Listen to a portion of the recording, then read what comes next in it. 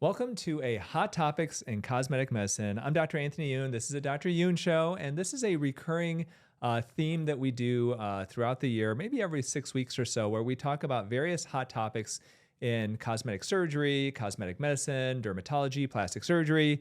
And I'm joined once again by Dr. Emily Levin. She's a local dermatologist here in the Detroit area.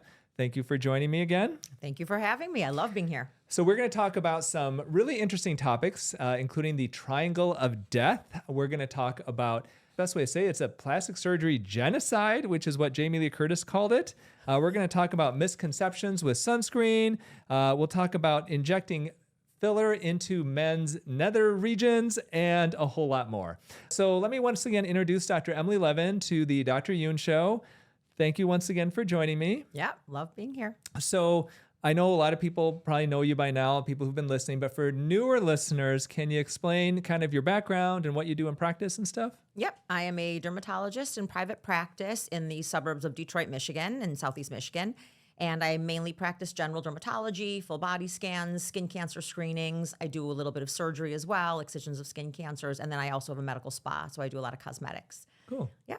So what's been new in your practice? Anything new lately, the last month or so since we've met? You know, it's interesting. I was thinking about that on my way in today, and I was thinking how I have a couple difficult scenarios where I'm finding some resistance to neurotoxins lately in some of my patients, and patients are getting frustrated. I'm getting frustrated. So, you know, I think in one of our last hot topics, we talked about the new neurotoxins coming on the market and how there's always new ones and we don't need any more. And, you know, we're sort of saturated with those. But I don't know. I'm kind of excited now to try a couple new ones because I'm finding some resistance in my patients. How long does it last for you to say that they may be having resistance? So usually it's what's interesting. How short does it last? I have two patients in particular that when I inject them, I usually do a 2-week follow-up, or I at least, you know, touch base with them at 2 weeks. I tell my patients, if you don't see results within 2 weeks, let me know. Give it that 14-day mark, let me know.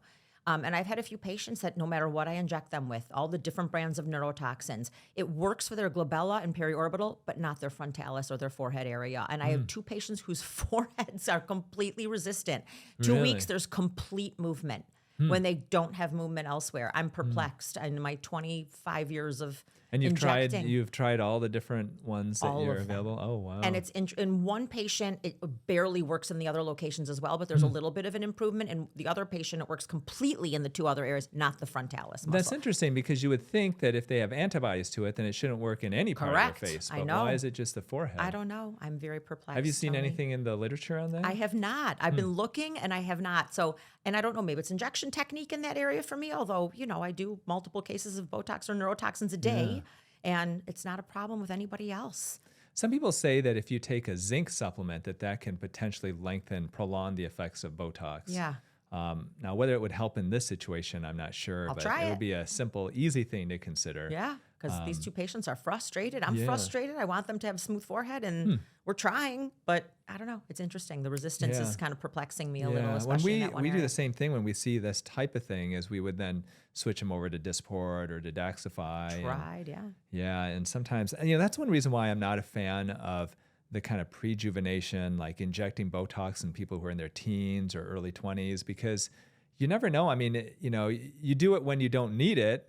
And then when you do end up needing it, what if you have resistance like these people? I mean, I'm assuming these patients have been doing Botox for a long time. They have. Yeah, these are not people who come in for their second time and it doesn't work. Long time. Yeah, so there's some type of resistance going on. Correct. And that's why I'm not a fan when people are like, oh yeah, let's get young people in. We'll do it to prevent wrinkles, because you don't know when you might get this type of resistance. And then when you actually need it, when you're in your 30s, 40s, 50s, and you can really benefit from it, maybe it doesn't work then, and now you just screwed yourself. Yep. Yeah. I mean, I don't usually do a lot of patients, you know, as prevention if they have no evidence of any wrinkling at all. Yeah, we but, don't. you know, patients in their mid to late 20s that come in that already have some etched in wrinkles, I'm like, okay, let's get started. We just do a little amount and, you know. But yeah, so I'm a little perplexed. I'm gonna keep. Maybe I'll try the zinc. I'll try the zinc tactic, but I will. If you hear of anything, let me know. All right, I'll let you know. Let me know. Yeah, one thing that's changed for us. It's not my office, but at our house, Amy and I, we got a infrared sauna. Have I told you about that? You An did infrared last sauna? time. We talked Okay, a little yeah, bit that's been about really it. good. Yeah. So, You're enjoying it. You're feeling it's benefits. been great. Oh yeah, it's been great. And it's, I'll do it after, usually I'd like do yoga or I'll work out and then I'll do like a half-hour sauna session. And we've got infrared with it. Obviously it's infrared, but we also have the red light therapy. Yeah. And it's been great. I mean, my wife loves it. Now it's been the summer, so we've done a little bit less in the summer just because it's hot outside. Yeah. You don't want to walk in the in winter. It's much better, but definitely it's relaxing. And the thing we like about our sunlight and sauna is that we've got this tablet on the wall, and I just watch Netflix. That's I was been awesome. watching this Biggest Loser documentary, and so it's like I just watch Netflix, or we got HBO Max. It's kind of nice because you I sit need there to and ask you afterwards where it's you got pretty that cool. infrared sauna, because I've thought about putting one in for a long time. We'll put a link. So if you're listening to this, if you're watching this, we'll put a link in the podcast caption for Sunlight and Saunas. They're fantastic. We just love ours. We have a 2-person sauna. It comes, the one that we have is red light and infrared. Some of them just are infrared if you want to save a little bit. But the red light, obviously getting the anti-aging benefit in addition to the detoxing benefit. And we had a nice space in our basement that fit the 2-person one really well. Yeah. So it's not big enough where you can't lie down one person in it, but you could definitely fit 2 people sitting in it, or one person you can really kind of spread out. Okay. Yeah, Sit and watch a it's show. cool. Why not? Why not get some anti-aging and body healing effects from something while you're sitting and watching a show? Normally, I'm snacking on popcorn. There you so go. I'd much. So we'll put a link in the podcast caption. If any of you are interested, I love it. I mean, it's been great for us. I think that we'll put the link. I think you can get up to $1,400 off depending on which sauna that you pick. But we've been actually eyeing them, Amy and I, for I think 8 or 9 years, and just never pulled the plug. And we finally pulled the trigger. We finally did, and Amy was like, "Oh my gosh, I love it." Now, her mom's from Finland, so they're big on saunas.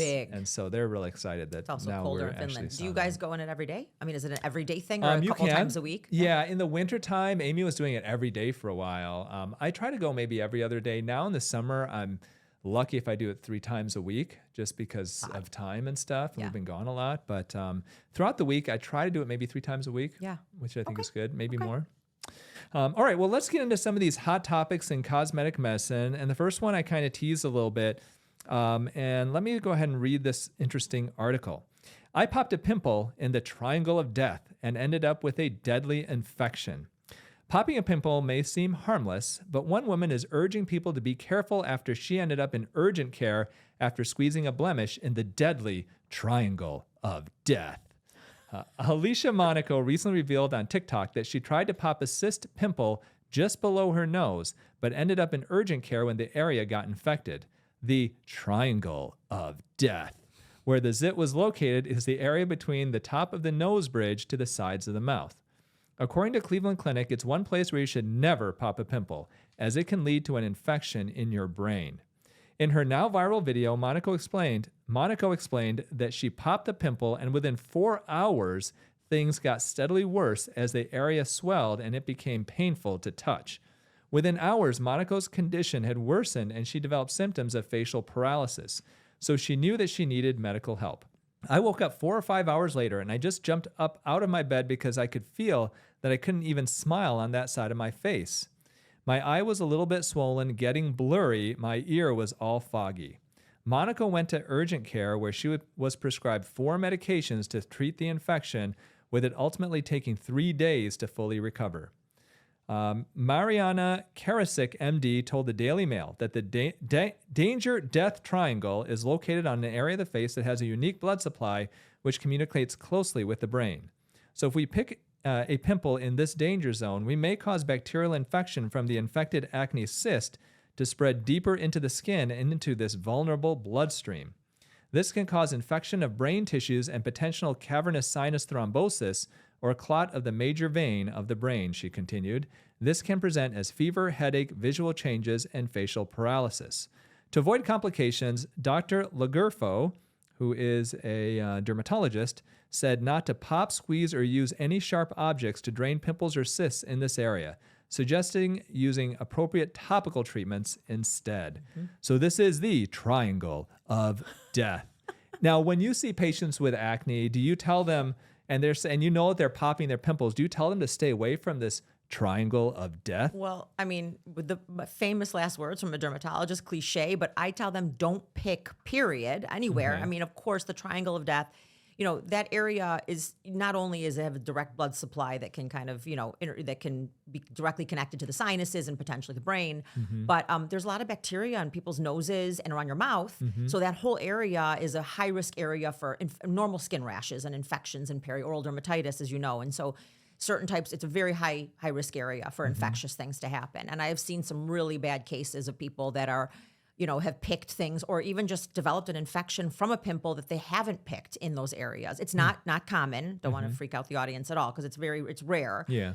But using topical antibacterial products and drying agents is a much safer way to go than picking. Obviously, we have bacteria under our nails, we have bacteria on our hands. So picking anywhere is not a good idea. And I know that's cliche, but it's much safer to just use topical products or, to dry up the pimple than picking in that area. When you have patients who come in and they've got like a big whitehead or cystic pimple in your office, you will pop the pimple for Absolutely. them, though, right? We will sterilely drain the cyst. So we'll do an incision and drainage. We'll prep the area in a sterile fashion and then use a sterile blade to poke and manually drain. But from, we know how to do it so that we're not pressing super hard. There's certain ways to put pressure on a cyst or a type of pimple that it's not kind of going inwards as much as it's going outwards.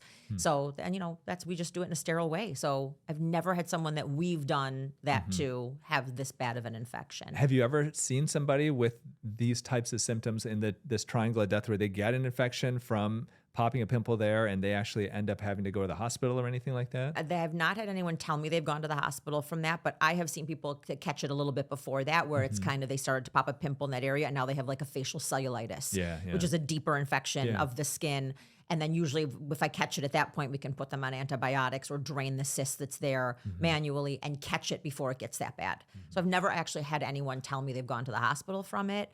But it's definitely, there's a lot of bacteria in that area. There's a lot of blood supply that can go. It's the same thing when we talk about injecting fillers or popping pimples in that area. It's a dangerous zone. Yeah. It's a dangerous zone. And most of the time, the people that I see, Tony, are, that really get into trouble are real intense pickers. Yeah. There's, in dermatology, we see a lot of pickers, nodules, picking diseases, which is an anxiety-driven type of disorder. And they can get really bad infections, as they dig, and those are the people that tend to get these as opposed to usually a one-time poke and squeeze kind of person. Yeah, I was reading this article, and one of the things is she went to urgent care, but it's like her face is swelling up. Part of her mouth isn't moving. And her ear. I would have, her ear's getting plugged up and vision starting to go. I wouldn't go to urgent care. Go to the emergency room because they're going to want to hit you with IV antibiotics very, very quickly. Yes, and maybe even imaging. To see what's exactly. going on. Yeah, but apparently she did fine. It sounds like they put her on 4 antibiotics, but you'd think you would go to the ER and not the urgent care for that. So yes, if you have this happen to you, please don't go to your local urgent care. Go to the emergency room because they're going to have a lot more available aggressive treatments available for you than if you go to urgent care. I know there's some urgent cares where residents are actually staffing urgent cares in the past. And it's like, that's not necessarily who you want to treat you if you've got a potentially deadly infection that could go all the way down to your cavernous sinuses. Oh my gosh. So moral of the story is don't pick. And don't pick in the triangle of death. All right. As you say. Well, speaking of the triangle of death, here's another article. More men are seeking out penis filler. The complications are horrifying doctors. This is from USA Today, believe it or not. Yes, USA Today is doing an article on filler to the man's junk. Dr. Jason Emmer, a cosmetic dermatologist and surgeon, still remembers a patient who traveled across state lines, arrived in his office frantic for a fix to the botched procedure that left him deformed. He also remembers the man who was left in so much shame he couldn't leave the house for 6 months, and the man had a gruesome hole in his body as a result of necrosis. Cases like these, Emmer says, are becoming more common. These men are part of a growing group of patients he's seen lately that are in need of costly corrections for complications that arose from penis filler, a cosmetic treatment meant to enlarge the appearance of the penis. Emmer offers the procedure and has been administering it since 2007. He says it's a delicate practice, one that can easily go wrong if not done by a professional with expertise and training. Penis filler is like the breast implants of the early 2000s. More men are having it done, but the cultural conversation is still in the early stages of normalization, says Chris Bustamante, an aesthetic nurse practitioner and founder of Lushful Aesthetics. Unfortunately, we've seen patients who have undergone unsafe penis filler procedures, usually outside the US, but also with providers who just dabble with the procedure and don't do it for a living. When the treatment goes wrong, he says, it's usually because the patient sought it from a less experienced provider at a cheaper cost. To be able to know how to do it and do it safely, you have to really understand the anatomy and the approach, Emmer says. Emmer says he sees patients for penis filler about 3 to 5 times a day. No way. Over half of these patients, he says, come to him for corrections for past treatments from other providers. So are you familiar with Dr. Jason Emmer? I've heard of him, yeah. So he's a dermatologist. I think he does a lot of liposuction. It says he does 3 to 5 penis filler injections a day. A day. That's insane. 20-something years of practicing, almost 25 years of practicing. And I've never, ever been requested to do a penis filler. Never. I can't believe. Never, Tony. I mean, I'm a female dermatologist. Maybe your receptionist doesn't bring those calls to you. You know what? We That's get people possible. that ask us for that stuff Really? all the time. I'm telling you right now, this is a male-female thing because I would bet that because there is a male dermatologist in our local area. I'm sure you know who he is. But you have the brothers, the doctor's brothers. I'll ask them, but I don't think they've never told me that they've been requested to do penis filler. Never. Her partners are named Dr. Brothers, and they're brothers. Yeah. So they're brothers. Yeah. So their last name is Brothers, and her partners are brothers. Okay, anyways. We digress. Okay, so I've never, ever been asked. There is a dermatologist in the area that does, dermatologists sometimes get reputations in focusing on certain things. And this particular dermatologist, I don't need to say his name. I'm sure you know who it is. He's right near here, actually. He focuses on a lot of male genitalia, disease, skin disease, dermatologic issues. I bet you if you asked him, he may say 3 to 5 times a day he's getting that request. But I think people seek out the dermatologists that they know that specialize in these things. So it has never, not once, been requested by a patient of mine. So I'll ask the brothers. We get people email all the time for this stuff. But I swear to God, it's all like teenagers who are like, ha, ha, ha, ha, let's do that. Or they'll call. But I swear they're all prank calling for this type of thing. Do they ask you for penile implants? They ask for all sorts of things, and they start laughing and stuff, and it's just the new prank calling. Maybe it's because I'm on TikTok or something, but we ask Megan, and we get all this. They laugh, they get emails, and they send it to me, and they laugh, and it's like, So they always forward it to me. I'm like, hey, what do you want to do with this? And then it opens up, and it's a picture of some guy's junk or something, and I'm just like, oh my gosh. Oh God, here we go. I mean, okay, in all seriousness, I'm sitting in the room with 2 males. Would anyone in this room ask? I mean, that's to have something injected into your genitalia that could potentially cause part of it to die. I can't speak for Justin. He might like that stuff. But it's not my thing. I just, to me, we both know as physicians that the penis, the genitalia is a very vascular, meaning a lot of blood vessels in the area. I thought that it's the motion in the ocean anyway. I thought that size doesn't matter. Amen. So. It does not matter. As the female in the room. I don't know. So this Chris Bustamante says that these are the breast implants of the early 2000s. I mean, the early 2000s, breast implants were one of the top most popular cosmetic surgeries. So, but he says penis filler is like that right now. So I agree. I think it's not nearly as popular because I think the vast majority of men there's no way they would take a needle and be okay with that going into their Johnson. I mean, how many men won't even get a vasectomy when they, when that's the right thing to do? And I mean, and that's different. I mean, so. And there are many other things, that can potentially enlarge the male genitalia that are not a permanent, not the fillers are permanent or some can be, but that are a safer way to go, pumps, whatever, Viagra's, who knows what. But there are many safer ways to go and fillers are not permanent most of the time. So that's going to be a redo. Yeah. Well, I hear, Dr. Emmer does a lot of male, surgeries. So I'm not surprised. Maybe he does see these all the time, every day.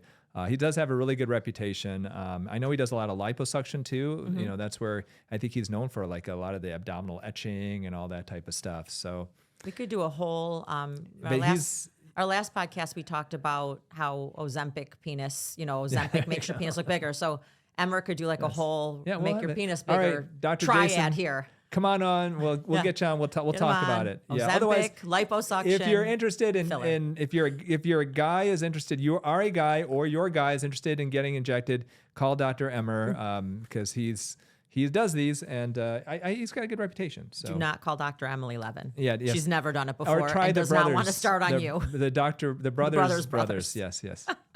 All right, here's another article. This is on sunscreen. We talked to 6 derms, and they all agreed this common SPF misconception is putting your skin at risk. Sunscreen is easily the most effective way to protect your skin from the sun, which unrelentingly emits damaging UVA and UVB rays that can cause cancer and signs of premature aging. The thing is, you've got to know how and when to apply it well if you want to reap the full rewards of SPF. There are tons of sunscreen myths out there, like not needing to wear SPF if it's cloudy, or that the sunscreen in your makeup is enough. Both of them are wrong. But today we're diving into one of the most pervasive out there.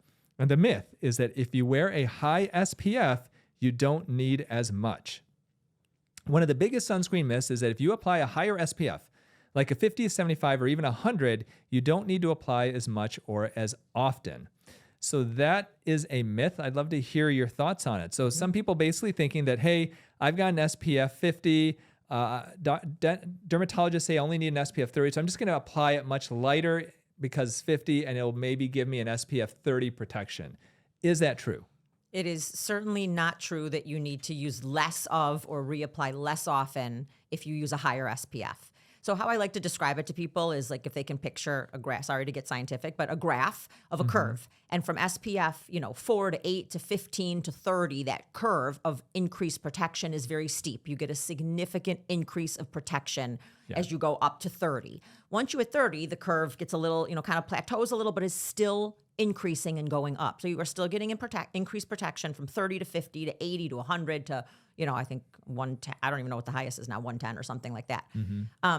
It still only lasts the same amount of time. It degrades on your body at the same rate or comes off as easily SPF 100 as SPF 30 would. So you still need to reapply despite what number you're using. The higher, the better. It used to be that the higher the numbers of the SPF, they weren't as cosmetically elegant, which means they were chalky and they just didn't go on as nicely. Now they've made them so elegant, cosmetically elegant, that you can use SPF 80 or 100 with, that looks just like a 30 on your skin. So why not? They're a little more expensive, but they're giving you a little bit of added protection, but you absolutely need to reapply as often. I say actually every 1 to 2 hours and always after swimming, sweating, heavy sports, rubbing off the sunscreen. It is a complete myth. You need to not apply as often if it's a higher SPF. So what SPF do you recommend your patients purchase? So I say 50 or higher, or 40. There's a lot of them come in 45s, 48s. I'm not quite sure why.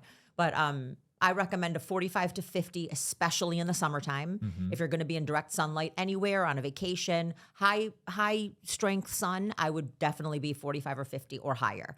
In the wintertime, so when you're disagree just going with your colleagues at the AAD? Well, no, what I was going to say is 30 or higher, like year round. Okay. But when you're going to be, so in the wintertime, and if you're especially in Michigan, I mean, it depends on where you live. In the wintertime in Michigan, you're in a building into your car. So you should still have some on because a little bit of rays come through window glass and so on and so forth. So you should have a 30 on year round. In the summer, if you're in direct sunlight and you're outside all day, you're in water, you should absolutely bump that up to a 45 or 50. That's what I do. What do you recommend for people with melasma? Melasma needs obviously a physical sunscreen, which there's chemical sunscreens and physical sunscreens. The higher number, the better. I mean, 80 to 100. Sometimes, the old-fashioned ones, the zinc ones that used to look pasty.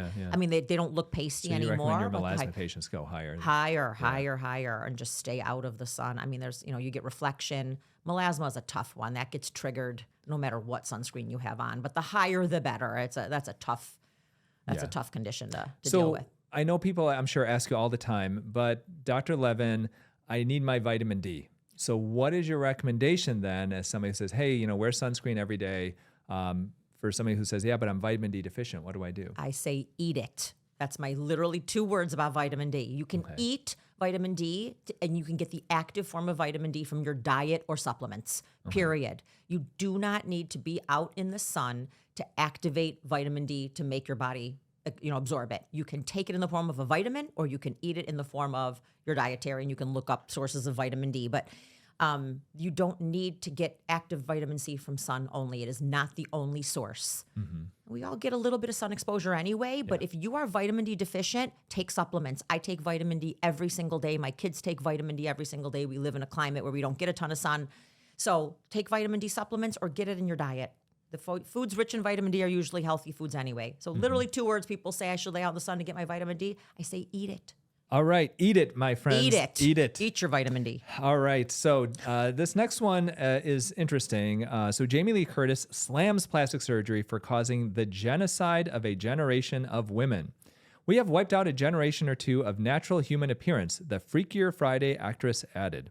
When asked whether she thought genocide fit the context, the Freakier Friday actress defended her language as accurate. I've used that word for a long time, and I use it specifically because it's a strong word, Curtis explained. I believe that we have wiped out a generation or two of natural human appearance. The concept that you can alter the way you look through chemicals, surgical procedures, fillers. There's a disfigurement of generations of predominantly women who are altering their appearances. She added that AI is another culprit in worsening this issue. Now, the filter face is what people want. I'm not filtered right now. The minute I lay a filter on and you see the before and after, it's hard not to go, oh, well, that looks better. But what's better? Better is fake. And there are too many examples. I will not name them, but very recently we have had a big onslaught through media, many of those people. As for her stance on plastic surgery, Curtis has long been an outspoken critic against the culture surrounding cosmetic procedures in Hollywood. Earlier this year, she shared that a remark from a cinematographer on her 1985 film Perfect was what led her to seek out plastic surgery in the first place. He was like, yeah, I'm not shooting her today. Her eyes are baggy, she recalled. I was 25. For him to say that was very embarrassing. So as soon as the movie finished, I ended up having some plastic surgery. She added that she regretted it immediately and has regretted it since. Curtis has previously revealed that plastic surgery led to her struggle with drug abuse. I found Vicodin and the cycle of addiction began with that, she told The New Yorker in 2019. I became very enamored with the warm bath of an opiate. So this was kind of obviously a very strong statement, obviously in today's climate with all the stuff going on around the world, that plastic surgery is causing the genocide of a generation of women, and that essentially that it has wiped out a generation or two of the natural human appearance. What are your thoughts on her statements here? They're pretty strong. They're very strong, and she wants to wipe out your career is what she wants to do, actually. So I take personal offense. No, I would say this. My take on that is, if you're you're modifying your appearance with plastic surgery. I mean, that's not changing your genetic makeup. So it's certainly not changing the genetics of future generations. That's number one. Yeah. But this is always a conundrum. Jamie Lee Curtis looks amazing. She's got great genes. Yes, she has wrinkles. She, hasn't clearly had a lot of plastic surgery on her face, but recently. Yeah. she looks, I haven't seen, recently she admitted to having it years ago, but she looks great. And everybody has different genetics. Everybody has different feelings about their body images, self-esteem.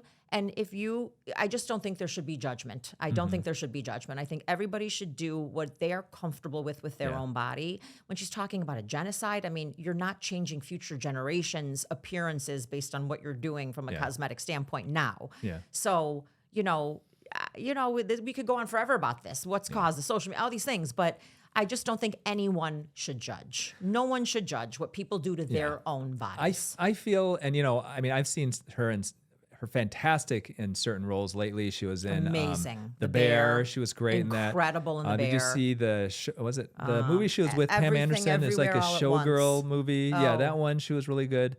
What was the one because Pam Anderson did the one where she was a showgirl in Vegas. And Jamie Lee Curtis was in that movie. I think she may have gotten an Oscar nomination too. Yeah. And she was fantastic. She's been really on fire with her roles. On fire. She was incredible in The Bear. And she won, I think, the Oscar for the one, the Everything Everywhere All at Once, didn't she? I think she won for like a Best Supporting Actress. Yeah, she really nailed that. No, I think she did. I did not see the Pamela Anderson one. I feel that she's, however, speaking from a position of privilege. Yeah. Because this is a person who, when she was in her 20s and her 30s and maybe 40s, her looks helped with her get her roles and stuff.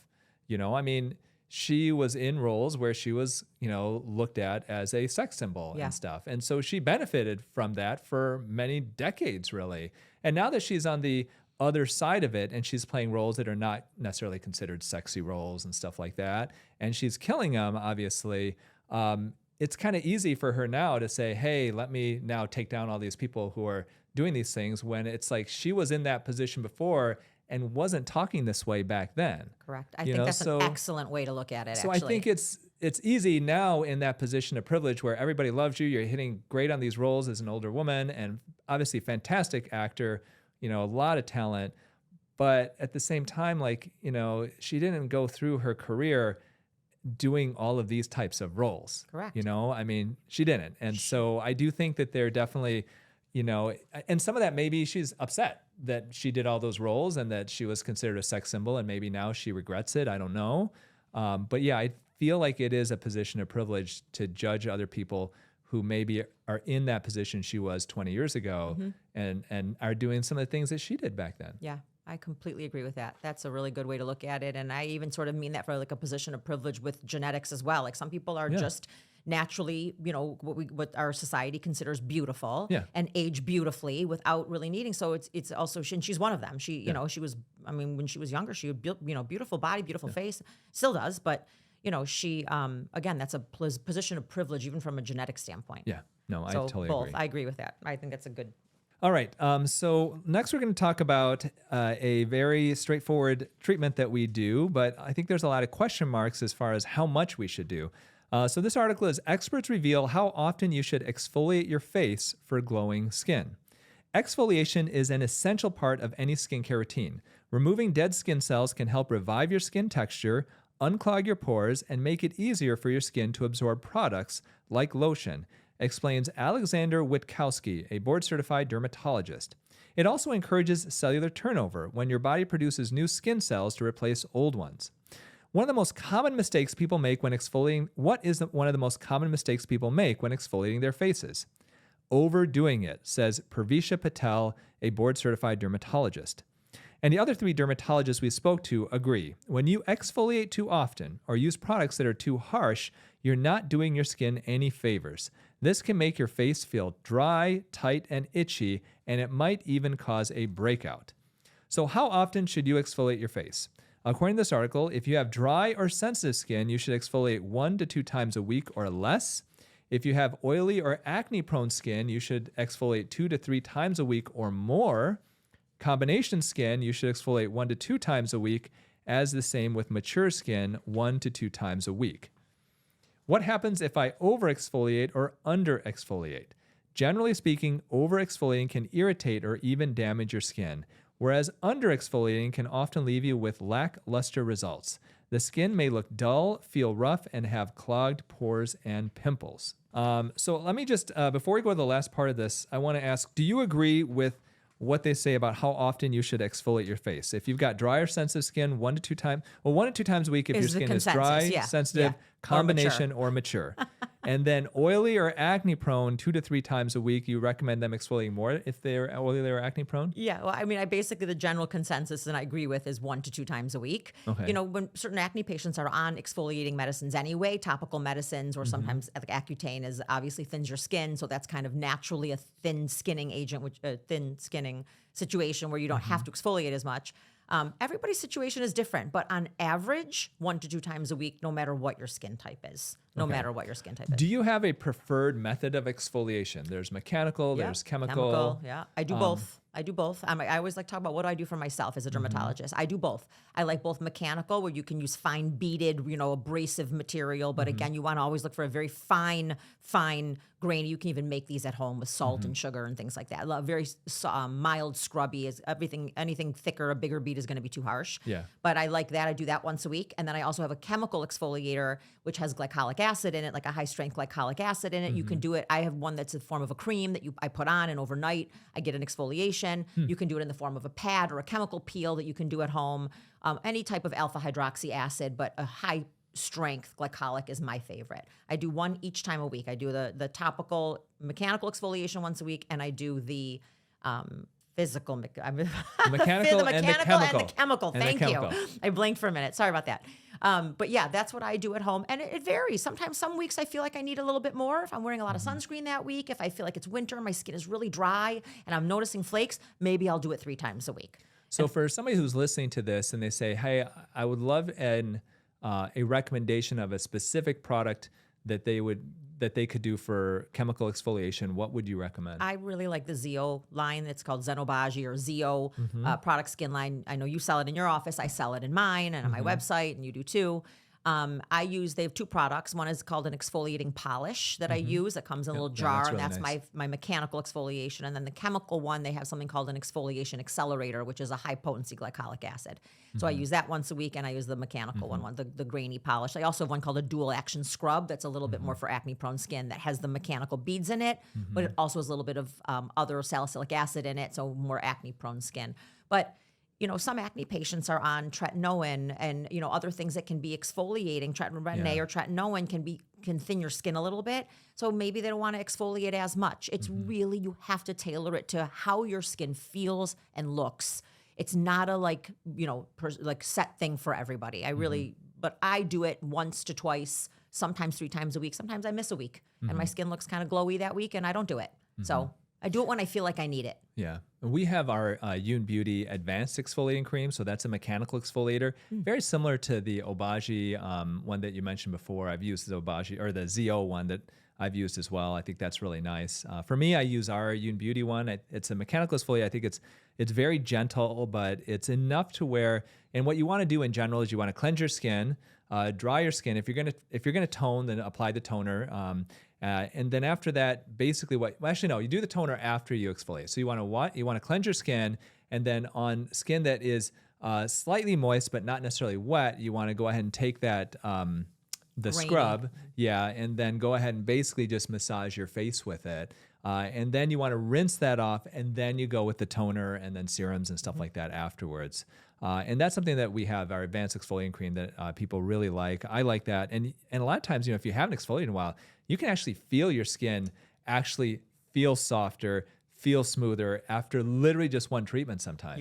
You can. Yeah. There's also, on a total side note, we also do something in my office called dermaplaning. Dermaplaning we do basically that is hair removal. So, a lot of women, especially women, some men, like to have hair removal. And the fine, light hairs called vellus hairs, not the thick or dark terminal hairs. But we do it's almost like a deep shave of your face with a special blade that we use in the office.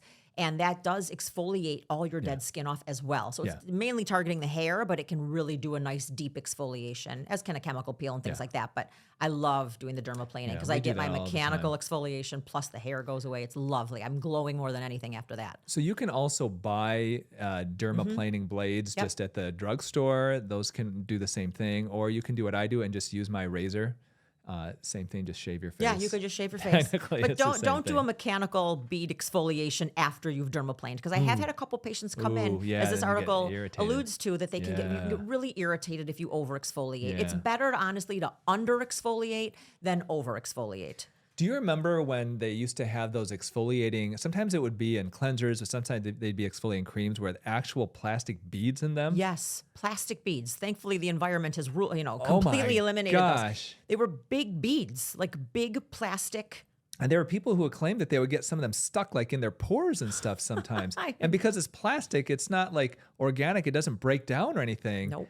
And then they would, then these things would last forever, and it's the whole microplastic. And Correct. I'm shocked that they even made those, but I feel like they made them for quite a while. They did. I haven't seen them in a long time. I think No. those laws that have passed now that you can't make them anymore. Yes, thankfully we've evolved in the Oh my skincare gosh. exfoliating You regimen. think it's oh my gosh, so much plastic. So plastic. everyone should exfoliate. Just tailor it to your skin's needs, I think, is the bottom line. And don't overdo it, because there's no need to overdo it. Yeah, if your skin is red, if it's irritated, if it's inflamed, then you're exfoliating too much. Yeah. What are your thoughts on the old Clarisonic and those ultrasonic brushes? Oh, yeah, the ultrasonic ones. Yeah. I like those, actually. Those were really nice. I don't know why they've kind of gone out of favor, but I think they probably make them, you can buy on your own now, over the counter.